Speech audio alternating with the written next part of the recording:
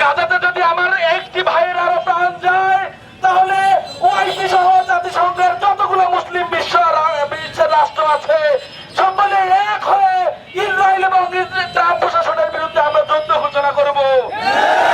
যদি এই যুদ্ধে আমাদের অংশগ্রহণ করতে হয় তাহলে কি আপনারা অংশগ্রহণ করবেন না? ইসরায়েলের বিরুদ্ধে যুদ্ধ ঘোষণা করতে গিয়ে যদি দ্বিতীয় যুদ্ধ বাজে সেই যুদ্ধে অংশগ্রহণ করার জন্য আমরা সকলে প্রস্তুত আছি ইনশাআল্লাহ।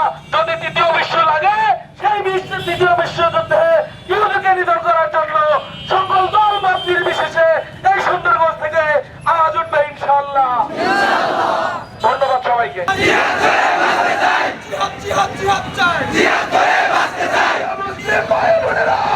আপনাদের প্রতি জিহাদের উদাত্ত আহ্বান জানিয়ে